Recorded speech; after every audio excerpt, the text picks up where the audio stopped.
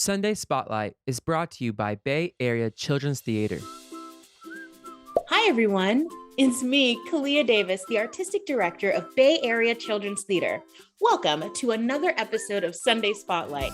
This is the show that shines a spotlight on awesome people who are using their art to affect positive change in their community and industry. Today's guest is my friend, Native Hawaiian performer, writer, and director, Moses Goods. Here are 3 things you need to know about Moses. Moses was born on Valentine's Day. His favorite color is orange. He can't stand words that end in the letters SP, like clasp, crisp, or wasp. Hi, Moses. Welcome to Sunday Spotlight. Hi, Khalia. Yay. We are so happy that you are here. And we're just going to jump right in with some fun questions. I asked all of my guests this question first because we have some young viewers who are watching. Who did you see or what did you see when you were a kid that inspired you to pursue this career that you have in the arts? Oh, good question. Now I don't know that there was any one, but I think it was where I grew up. So I grew up on a place called Haʻiku, which is upcountry Maui. So the island of Maui up on the sort of the mountainy side, where it's a lot of country, a lot of animals and things. And I also grew up a very shy and introverted kid, meaning I didn't like to talk to a lot of people. I kept to myself, but I had this big imagination and I wanted to let that imagination out. So one way I found to let that imagination out, we had animals. We had a cow, we had some rabbits and some turkeys, and we had a lot of chickens. So we kept the chickens in this big pen, right? And this pen had a coop in it and everything. And I would go into the chicken pen area and I would kind of, the chickens would be my audience. And so I would sort of, act things out or do different scenarios with them. And they were the way that I let my creative energy out. And so I would always have these fun imaginary storylines and everything that I would share with the chickens, which sounds sad, but for me, it was a lot of fun. I enjoyed hanging out with the chickens and telling stories with the chickens. So my answer to your question is the chickens. And hey, you're not the only one to use chickens as an audience. Our late and great Congressman John Lewis, who was part of and an instrumental part of the civil rights movement, working alongside Dr. Martin Luther King Jr., he talked about when he was trying to give speeches and he wanted to become a reverend himself, he would actually practice as a kid with his chickens as well. Yes, so his family had chickens on their home and he would do the exact same thing. So oh my goodness. Yeah. Oh, thank you for sharing that with me. And I feel great now. You're in great company. And it makes me think, why aren't we having more audiences full of chickens? Asking myself that for 30-something years. 40-something years. Edit that out. Yeah. So most of your career has been spent on the island, bringing to life really beautiful and rich stories for young audiences and old audiences. And I'm curious, why have you been so inspired specifically to highlight and celebrate people and the culture in that way, using the arts, using theater? What has inspired you about that? Okay, years ago, when I decided I wanted to be an artist, I wanted to be an actor, a theater artist, I made the decision that it's something that I wanted to do for the rest of my life. And then when I started my career as an actor, I looked at the stories that were being told, the plays that were being written, and I realized that most of them, almost all of them, had nothing to do with me and the community I come from and the history that I come from. And so I thought to myself, do I really want to spend the rest of my life telling someone else's stories? Or do I want to start to tell my own? from my own people and from my own communities that I'm a part of. So I made a decision that I'm going to somehow make that happen. Now, when I first started, I was just an actor. I wasn't a writer, so I didn't write any plays. But because those plays weren't being written in the way that I needed them to be written, I became a writer, and I started writing about our ancestors, our mo'olelo, or our stories, and our experiences.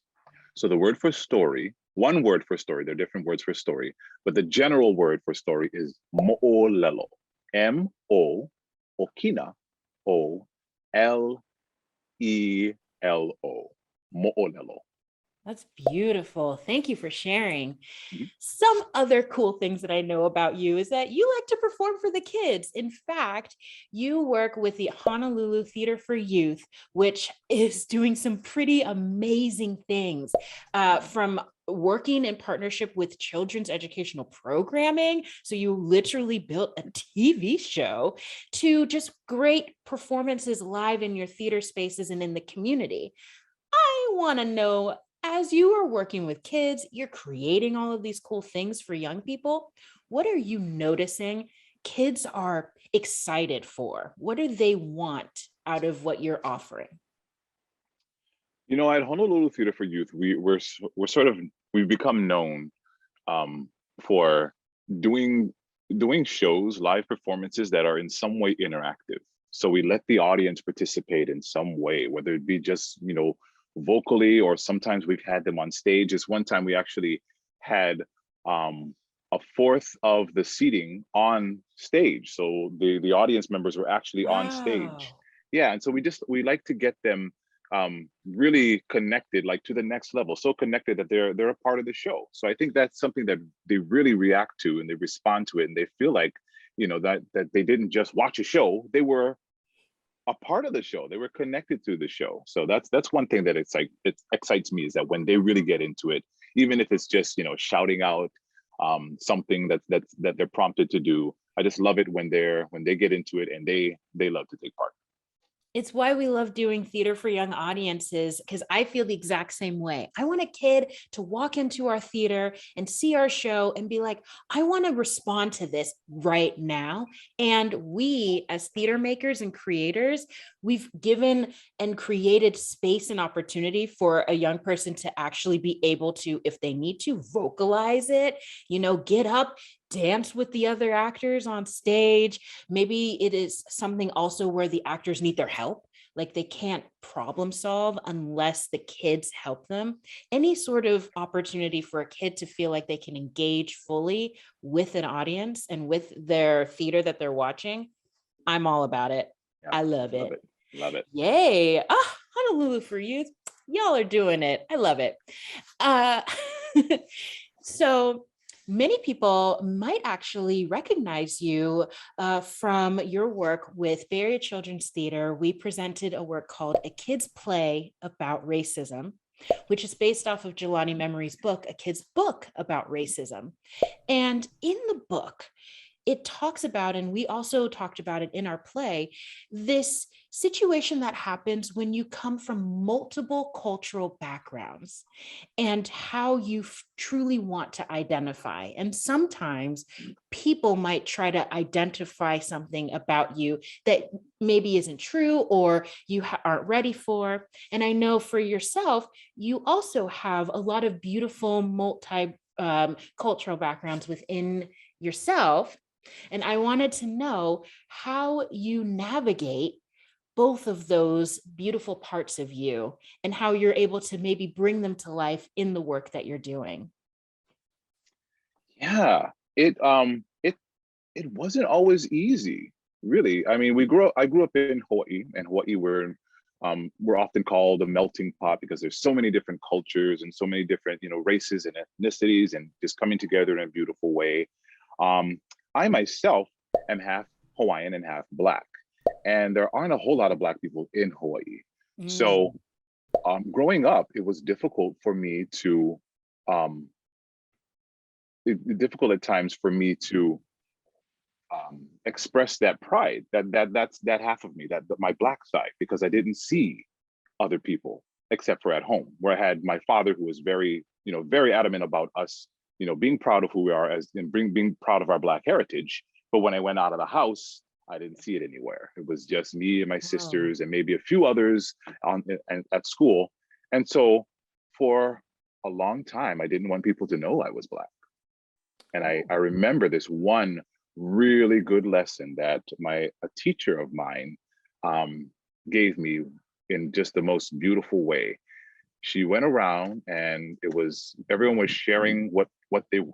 And so people were like, I'm Chinese, Japanese, Chinese, all of these different things, because everyone's so mixed. And when she got to me, I sort of sunk down a little bit. And she said, what are you? And I said, I'm Hawaiian. Little did I know that Mrs. Shaw was her name, was actually a classmate of my mother and knew my family. I didn't know that. So she said, after I said Hawaiian, she said, and what? I said, I don't know. She said, I do, in just a nice way that let me know that I shouldn't be doing this. I shouldn't be ashamed of any part of me, regardless of my situation. And so that moment forward, I was able to really just start to embrace all parts of myself, which actually is taking a lifetime to embrace everything about you. It's not an easy thing to do, but slowly we learn, and slowly we realize what's important and what's valuable to our lives, and we embrace all of it. So that was something that took me a while to, or at least it took me my childhood to really come to embrace. Yeah. What sort of advice could you possibly give young people who are also multiracial and are maybe trying to figure that side of themselves out as well? It's different for everyone. My first thought is to say, think about your parents, think about your grandparents, think about your ancestors, think about all of those people that made you who you are. And if you deny that side of you, you're denying all of these people, their legacy and their chance to just continue. And so that's such a powerful thing for me. It's like I have these stories of my ancestors that just need to continue through me. And if I deny that, then really they truly are dead. But if you continue their stories and their legacies, they're going to live forever. So that's one thing I think about. Think about those who came before you, because they lived through you.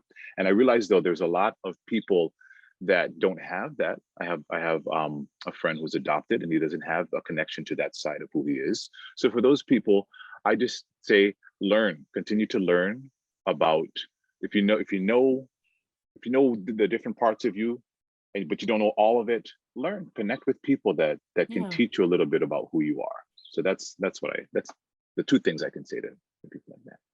That's wonderful. Yes. And embracing all of that, because every part of you that makes up who you are is special, and we want to celebrate and uplift it. And so I thank you so much for that beautiful advice. That's wonderful.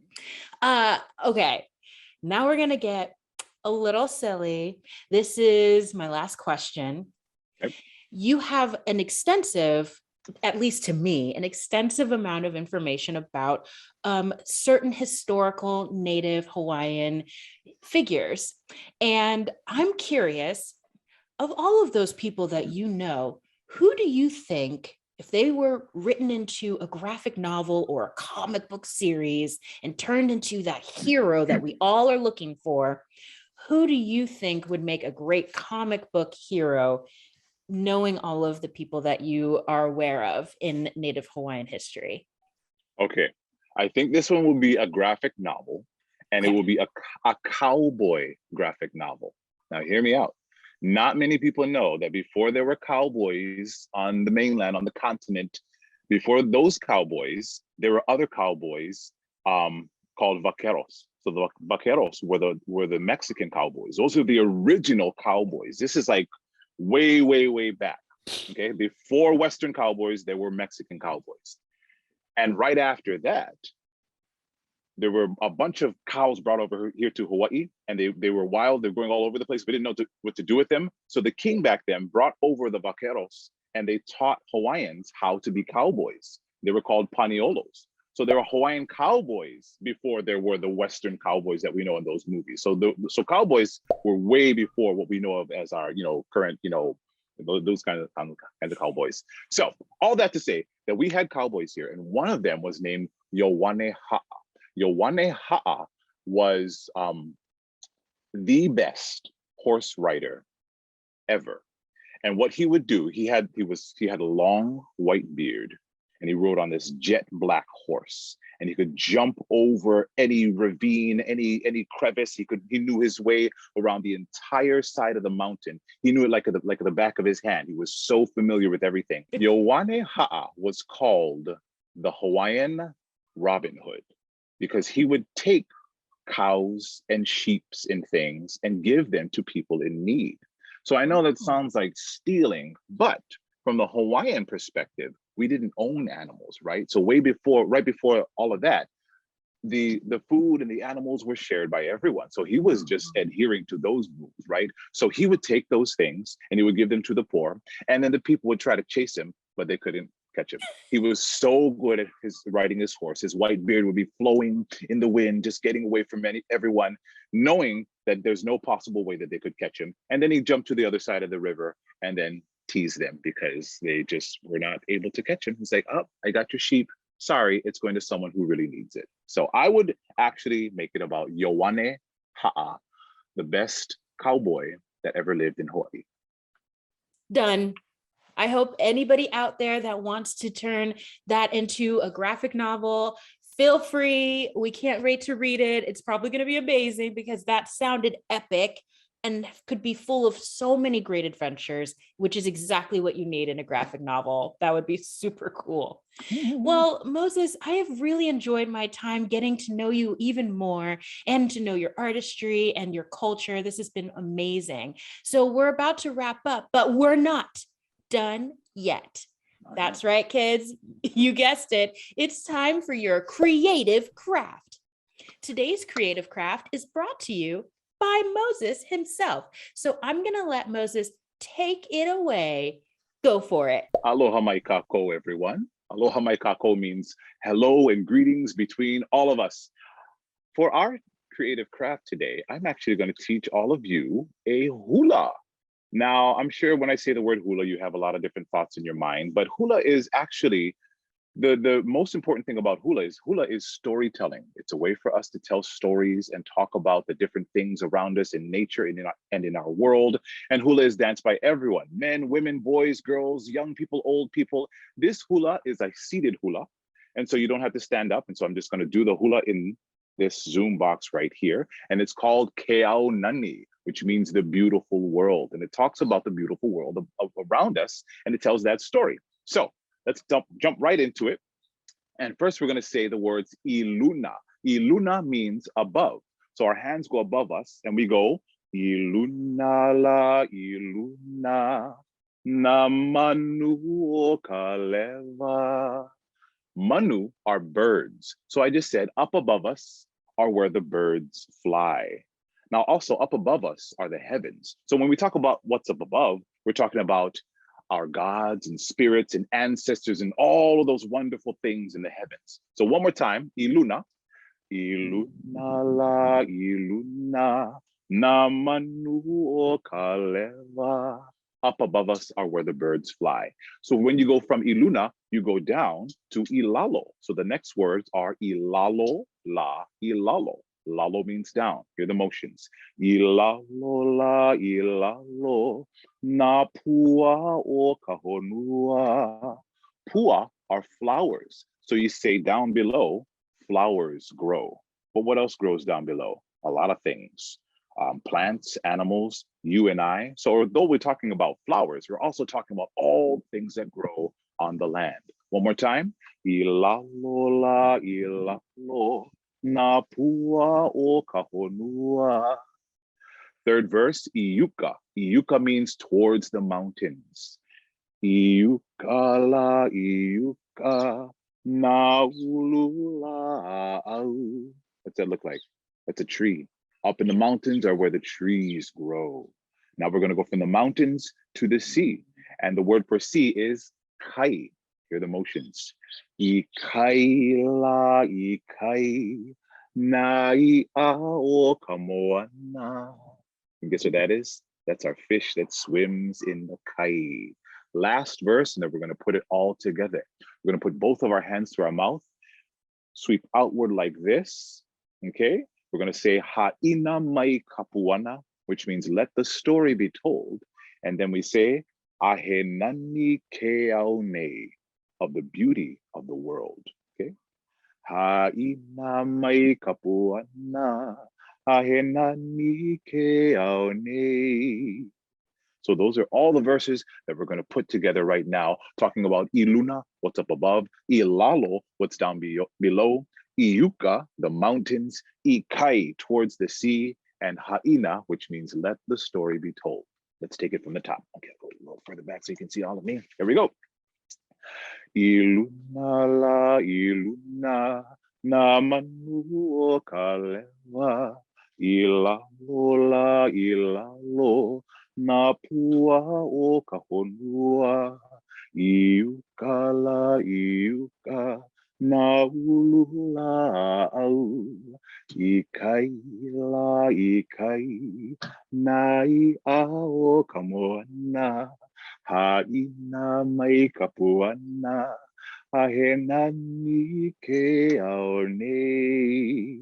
Now put your hands together like this, and we're going to say, He inoa no na kamaliʻi, which means in the name of the children. And that's our hula. Mahalo to all of you. Mwah. Mahalo to you, Moses Goods, for being here today and sharing that beautiful hula with us all. That is amazing. And we are so happy that we got to share it with you.